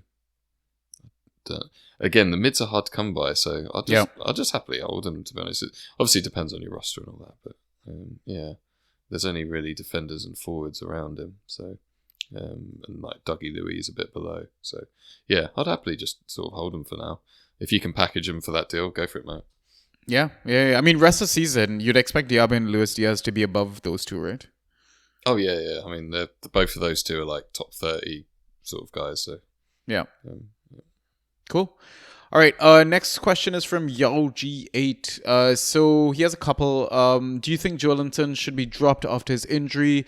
And who do you think replaces him? Also, what to do with Cody Gakpo? I mean, I think we've probably covered it already, but it doesn't look like Joelinton's that bad from what Howe's been saying. So yeah, I think he could even start this weekend. So I would keep him for now. Yeah, obviously it's a bit frustrating sort of earlier in the season, just purely because his output was awful, wasn't it? Playing with Bruno and Tonali in there, so I think it sort of stifled him in terms of. I mean, even last season when we saw him in the centre mid, he just wasn't anywhere near as productive as when he was playing up left wing. So yeah, it's one of those where you're like, I'd still hold him, wait and see how it goes really. But, regarding Cody, maybe I'll hand that one over to you, mate. See, I don't have him anymore. I traded him out, so yeah. Listen, I was trying to trade out Cody for the longest while. I had no luck, and I think at this point I might just have to hold him and play him when he gets the start.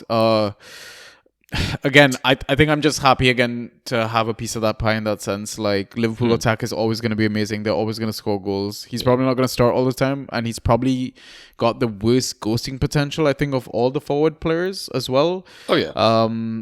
But I mean, it's better than your Jimmy's. So I mean, that's my silver lining. And with respect to that whole Joelinton thing, I think at one point he could end up just being a streamable option, given the whole Champions League rotation and how much depth they've got, and like Anderson is playing well, Longstaff's playing well, like. Yeah, pretty much. I know, I get what you're saying. It's just I'm not willing to give up on him just yet. I want to wait a bit longer and see. Yeah, fair. So his other question is, Villa's Kamara, a decent pickup. Looking at Villa's schedule, and he has started every game.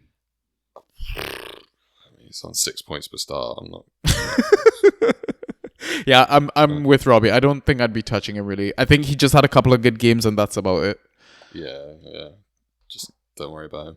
Yeah, sweet. All right. Do you want to take DJ's question? Yeah, sure. So he's saying, how are we feeling about MGW for the rest of the season after his rest in the last game week? Well, I mean, you're Morgan Gibbs White owner. What do you say? Yeah. So, I don't see much changing, to be honest. So, in terms of what we expected before, I think previously I probably got him down to start like 95% of games or something. I think, yeah. So he started 95% of games last season. So, I mean, yeah, I've taken him down to 90% projected starts now. So there you go. That's about as much as I think it'll change. So I'm happy having him, and if people want to throw lowball offers at you, reject it. Yeah, I mean, Steve Cooper was asked the question pre-match as well, right? I think he's just managing Gibbs White load because he will play during the international break, and he's got, as always, Nottingham Forest has a fucking ton of players. So I think he's just, sharing the minutes around. Was a decent fixture to kind of rotate for them as well. So I wouldn't be too worried. I mean, if you can get him low-ish, because I don't think you can get him low per se. He's still an amazing fucking talent. He's still borderline, not borderline, but he's still talisman, right? For that team. So yeah, I mean, if you can get him. I wouldn't worry if you're an owner. Yeah. So his other question was... when everyone is fit at Arsenal, who starts at left wing, Martinelli or Trossard? Okay, it was Martinelli. Yeah, Martinelli for me. Easy. Cool. So next question comes from K.Scan. He's got a few questions. I think his one is similar. Is Gabriel Jesus a nailed-on starter for Arsenal? I would say yes, when fit. I like the caveat there, but it needs to be said, doesn't I mean, it? listen, this guy has a knack for getting injured, man. Yeah, no, he does. Yeah. Yeah. So based on last season, let's just put it this way. So he started 63% of games, but when he was actually in the squad, he started 92% of games, like when he was actually available. So yes, he's nailed if he's fit. And I mean, he started the Champions League game tonight versus Lens, Lens or whatever, and scored.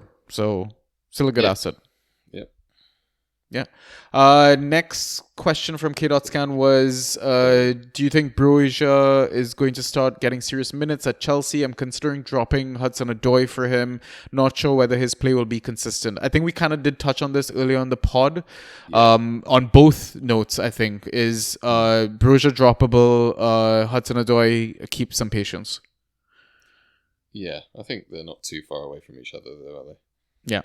No, they're really not. I think I'd still potentially got a higher ceiling. I don't know.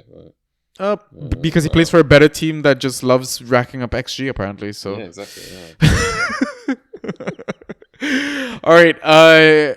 Next question is from one of my most favorite, if that's even grammatically correct, Discord names that we have in our Discord. Squirtle did it.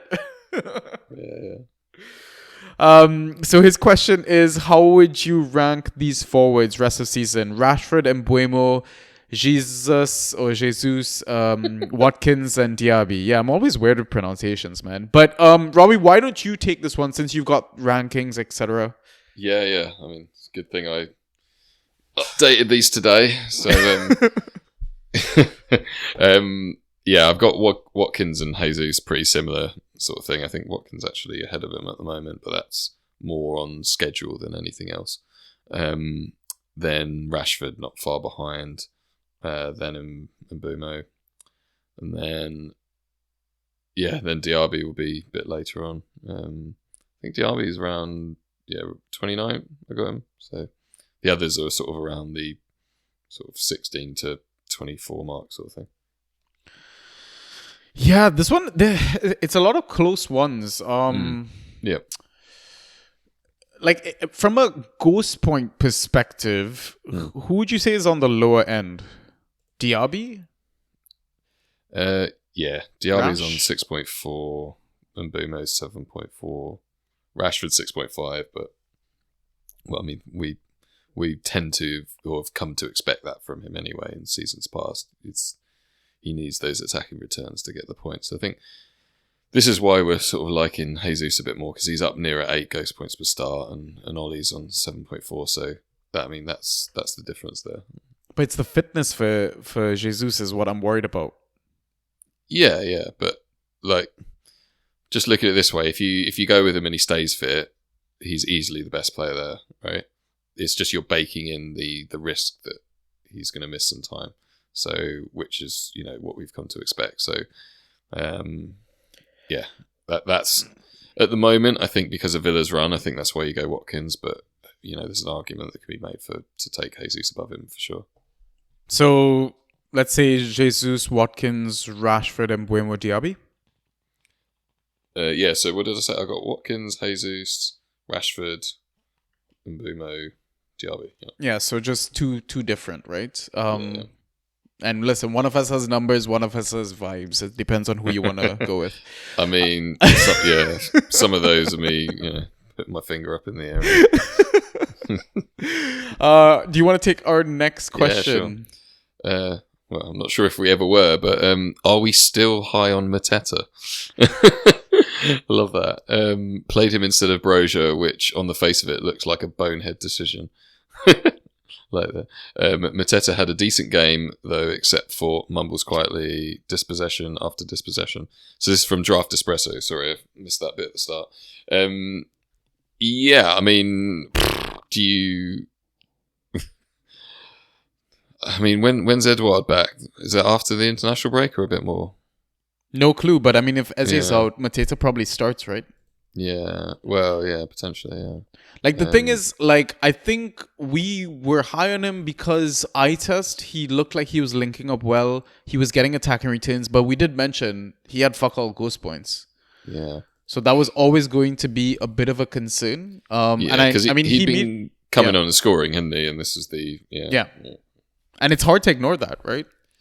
It is, but it's very different coming on and scoring than it is like starting. Like, you know, you're coming on against tired legs and all that. Yeah, so, that's a very good point. Yeah. And Edouard, I'm just on Ben Dinnery's website here, so potentially back this weekend anyway. If not, he'll definitely be back after the international break.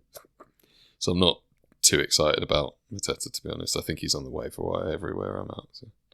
Yeah, I mean, I don't blame you for making that decision because you're talking about a Saturday 3 p.m. kickoff versus a late night Monday kickoff. So you gambling on having a backup option even in Chelsea Fulham is a lot harder, right? And maybe gambling on the fact that you're playing against a Manchester United defense that is clearly terrible. Like, Yeah. I think maybe it swings either way. Listen, I didn't watch the game, so I don't know how, from even an ISIS perspective, he did. But I think Robbie might be right in the sense that if Edouard is back soon, maybe you can drop Mateta and grab one of the million other forwards that are out there. Yep. Like Jimmy. Actually, Robbie, Mateta or Jimmy? Oh, fucking hell. I mean, Mateta off the bench Oh my God. over Jimmy. Oh God. All right. Let's move on to a final question from one of our boys. Oh dear. Shall I read this one out then? So, Since it's directed towards me, I think. yeah, I will do it. Oh, there we go. See, A literal mic drop. Or yeah, inadvertent. literally. That's also karma for like just hounding Jimmy as well. I'm gonna leave that one in the pod, yeah. So do it. Okay.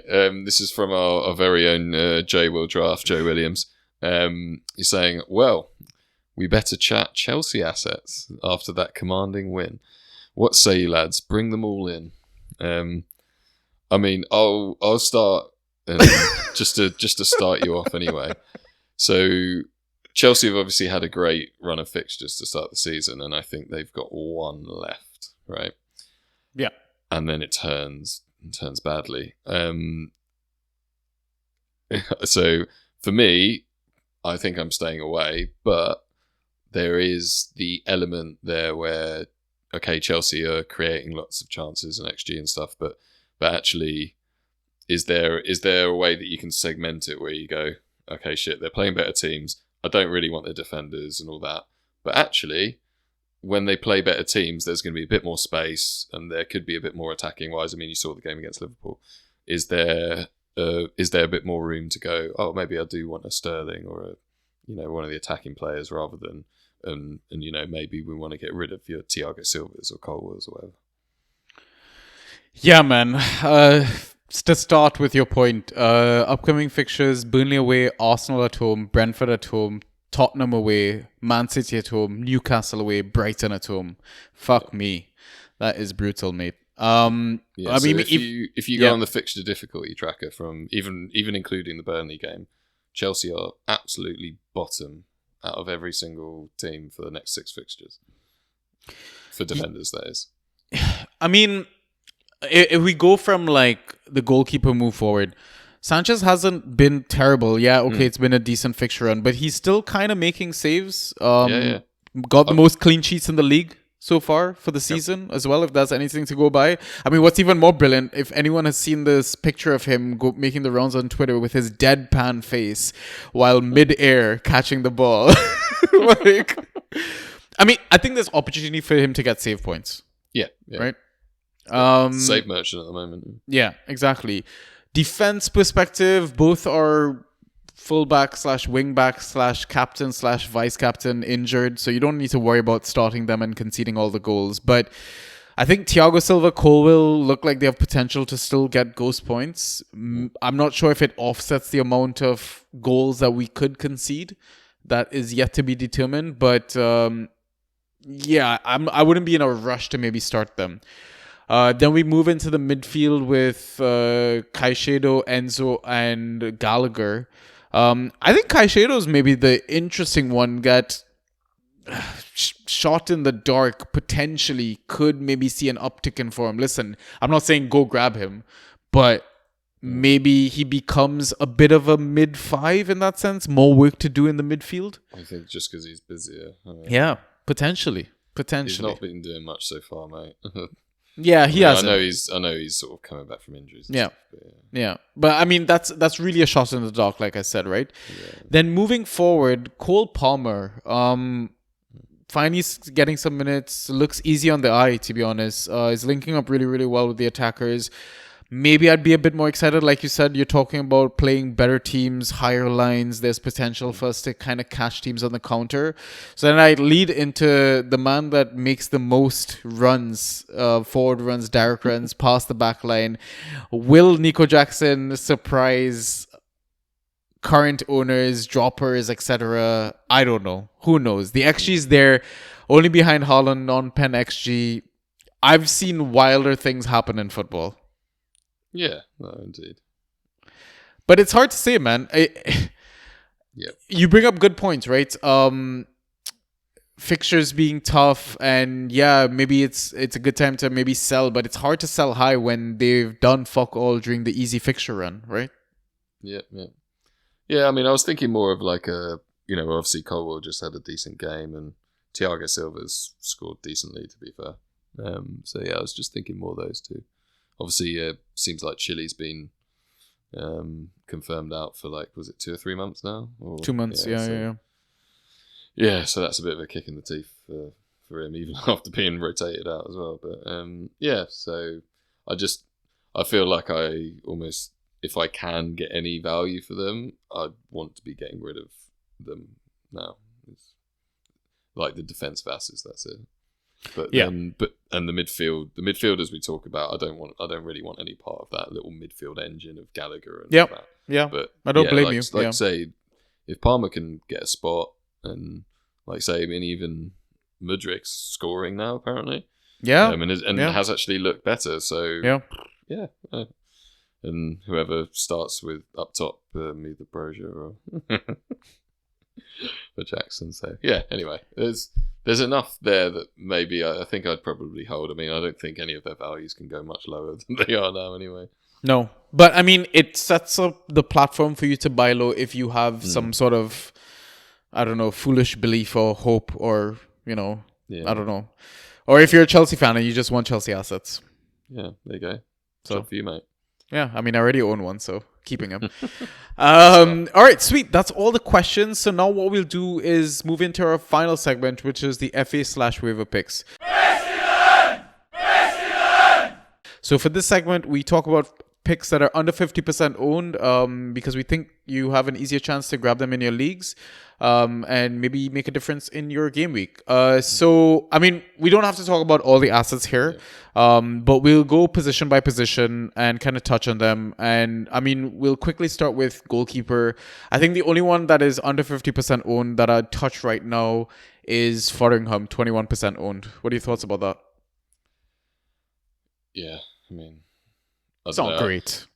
Yeah, I mean, keeper's a funny position because I've tried this year to just pick players that I'm just going to keep for the year. So I thought Flecken was going to be that, and then he wasn't. But I got Alisson in one league, and then I've had Sanchez actually in my home league, and I'm now on Neto from Bournemouth. I don't know. Yeah, I mean that. God. I was like, if they play Arsenal, you can get lots of saves. And anyway, it didn't really work. Yeah, a bit of a stupid one, that one. Yeah, I mean, playing Fulham, so they could get some shots. Yeah, why not? Yeah. Not the worst stream ever. The guy conceded 8 goals and only got negative 1.75. Exactly, yeah. So he's making saves, man. Like his last 3 games, he's made 6 saves, 7 saves, 8 saves. He is making saves. So if you think maybe Fulham like Robbie said, shoot but don't score, which they aren't really scoring, right? Yeah, Talked about Jimmy struggling and all that, so could be a decent stream. Yeah. All right, let's move on to defense. Where do you want to start? Let's go. So let's start with Chelsea. Because actually, this is the final game where you're thinking, okay, Yeah. Obviously with the Gusto injury, and if James isn't back, then I think we could see another Cucurella game. Yeah, I think so. But it worries me might- that he didn't ghost at all versus Fulham. Yeah, what did he end up on? 8 or something? Oh, was it that shit? I think it was something really shit. Let me pull it up right now while I misspelled Cucurella. I spelled it Cucurella. So he got 8.5, scored a massive yeah. 8 points. Yeah, 8.5. Yeah. Yeah. So you're hoping for a clean sheet, probably. Great. Don't like that. Yeah, I mean, I know he was playing on the right, so it's a little bit difficult for him. But Colwell to outscore him is a bit of a weird one. Yeah, any other ones? Do I really want any of those Everton defenders? Mikolenko. Waits, your Youngs, yeah. Let's talk about Mikolenko. Wait, go on. Tell me all about it, mate. Oh, this sounds like another one of my Lyle Foster speeches, Fair. So I am looking at let me pull up the Everton defense since September 16th. Why did I pick this random number? Because I think that's the last 3 game weeks or whatever. Which is what he started in, yeah. So he has outscored the other 2 names you've mentioned, Branthwaite and Ashley Young. Since September 16th, Ashley Young, -3 points. Jared Branthwaite, 13.25 points. Yeah, but we know they've been shit, so... Yeah, they have been. This is a low bar. Yeah. But Mikolenko averaging 7.5 in those last 3 game weeks. And the thing is, in those 3 games, he hasn't kept a single clean sheet. But his points have slowly been increasing. Obviously, the opposition was easier with every game as well, right? 4.75 versus Arsenal, 7 versus Brentford, 9.5 versus Luton. Yeah. And the game is versus Bournemouth at home. After such a disappointing result versus Luton, I would like to gamble on the fact that they really need a fucking result from this game. Right? In terms of maybe some sort of attacking potential from him, the game versus Luton, Luton always lets up chances created, but he did create 3 of them, right? So if there's anything to... Yeah, it's decent. Decent. Yeah. Versus Bournemouth, you could stream worse. Yeah, no, for sure. Oh, fair enough. Anyone else? There's only 2 other names I really want to touch on, really, from defense. Is Lascelles and Aguerd. So why don't you pick one of them? Yeah, well, I think we touched on Aguerd earlier, didn't we?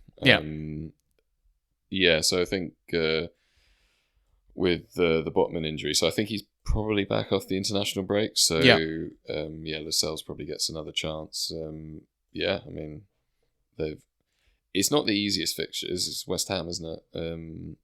Not the easiest fixture, but there could be quite a lot of potential for aerials just purely from GW8 swinging them all in. So that's your angle there, basically. Yeah. And defending against Antonio. So who knows? Yeah. Could be a nice physical matchup. Let's see. Yeah, 7% own, man. All right, let's move on to mids. Who do you want to pick or whatever? Anything jump out to you? My name Jeff. Actually, one of the ones, obviously I put in there Doty's on 42%, but I imagine he's taken in most of the leagues for it. But yeah, with Jones being banned for 3 games, I think Gravenberch could. I mean, we might see Endo starting, but we got if Gravenberch is starting, then you'd be expecting McAllister to keep playing in the 6. So potential for some assists. I think we saw him get a couple of assists, didn't we? So one in the Europa League. So yeah, could be. I mean, I don't know how much to expect from him, but if you're struggling otherwise, it might be worth a punt. I think that's mostly it.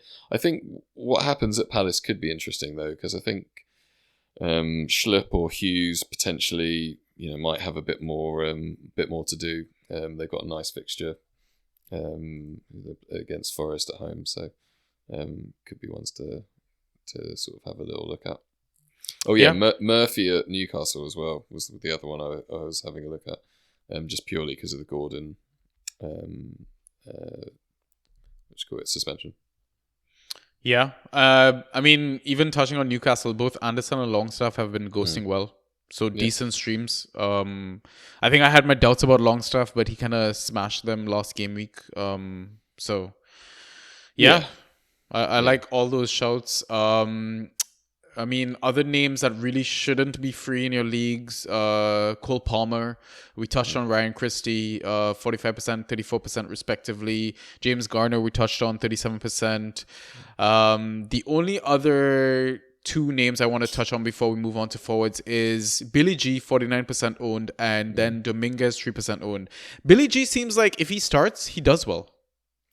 Yeah, and I think certainly, well, in the absence of a Gross anyway, he might actually, have a bit more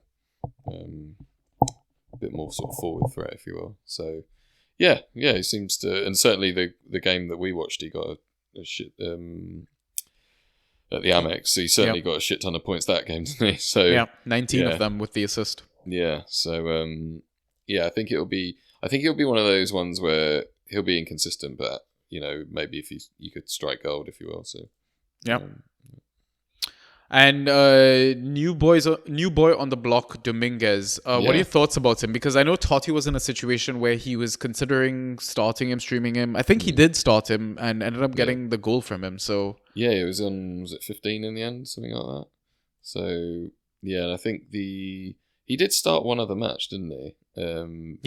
Against City, he got 4 points. Yeah, so I mean, if you start, I don't know how much Gibbs White being alongside him might stifle him a bit, but I think he's probably worth a run out, especially it's home to Palace. They're obviously good defensively, but I think in terms of actually giving up ghost points, should be a decent side to face. So I mean, I don't hate running him out, to be fair. Okay, sweet.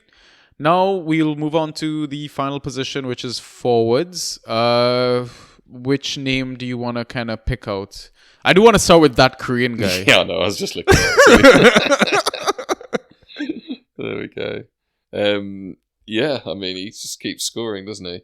I mean, the problem is he just doesn't do anything aside from that, does he? Like, points wise, it's just So actually, if you play an FPL, then might be just do it for bans, stream it for bans. Yeah, I mean, exactly. it is a derby versus Villa, and I know Villa are fucking terrible on the road. So Wolves definitely pick up their game against Villa massively. So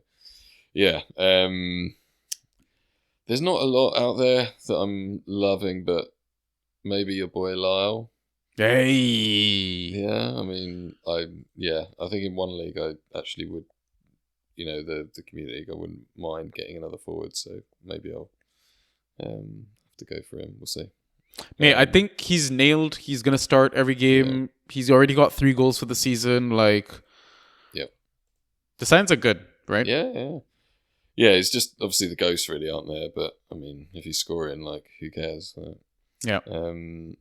The only other one I want to highlight, just because 21% owned McBurney, hasn't been great the last couple of games, but I think with the fixture against who they got again, Fulham, I think there could be lots of aerial battles. So it could be an interesting one to use him in. So if he's been dropped in your league, I think it could be worth a stream. Yeah, I love that. Only other name I'd suggest, Amdouni, 34% owned, because I know he's trigger happy. Other than that, I know Jimmy's under 50, but yeah, I think I'm going to finally have to bite the bullet and say don't stream him. But it would not surprise me if he fucking burns me after playing Sheffield United. Shall I, just for your, shall I check how much Draft Lad's got him on projection? 8.6. Oh, I'm definitely starting him then. That's 3.9 ghost points. So it must be a pretty pretty good chance of a goal there, mate. Against Sheffield United. Come on. Right? Right? Exactly. Yeah. If you're not going to start him then, when are you ever going to start him, eh? Exactly. Listen, I started him versus Chelsea. Just, you know what? My team's terrible. Yeah. At least, you know, we either win or he does shit, and both happen. So, Yeah, that's it, mate. yeah. Anyways, those are the picks, and that is the pod. Brilliant, Robbie. Another 2-hour marathon, as always, standard. Oh shit! Yeah, we're just under, aren't we? Great. Oh, fuck. Disappointment. I know. Oh, Failure. It was lovely having you on the pod, man. It's been a while. Yeah. Fuck yeah, no. Good catch-up. Yeah, man, it was lovely to have you on the pod. It was good to chat with you again. I feel like, again, we could have chatted for another hour, but we try to keep our listeners engaged, and you know, we would have to add a third intermission if anything, so, or a second, or whatever, however things work, or movies, I don't know, you know. But yeah, do you have any final pieces of advice, thoughts? Do you want to plug anything before we sign off? Just check out the Draft Society and check out my ranks and get on Draft Lads toolkit if you haven't already. I think one of the things that we're trying to do is, if anyone hasn't used it, they can do a week's free trial to check it out and see what it can do for you in terms of your game week planning, because it really is quite just a great way of not missing out on like waiver targets. Because check that out if you haven't already done so. Yeah, and if you missed that, you can check out my waiver wire article that I write for TDS as well. So yeah. So is that dropping tomorrow? Is it? Yeah, it should be. I'm gonna go work on it right after this recording at like 11 or midnight or whatever time it is. I think my last thing would be don't stress out too much. Again, it's still early into the season. Have fun, like Ross always says. International break is coming up as well. Try to disconnect for a bit. You know, spend some time with your family, loved ones. I've got one suggestion as well, just based on my rant from earlier. During the international break, if you just that first week, just leave the waivers, do them the second week. Yeah, let everyone chill out. Yeah, or I mean, if you can make a suggestion to your league, ask them to lock it. I guess, I don't know, let people chill out, or would you let them run? No. So basically, you just move the days around so that they don't run, and then so they'd only run in the second week of the international break. Yeah, exactly. Let people get a break, man. Yeah, jeez. Exactly. Yeah. All right, cool. Sweet, Robbie. I guess that's it. Listeners, thank you so much for tuning in to another episode, and we will catch you on the next one then. Peace.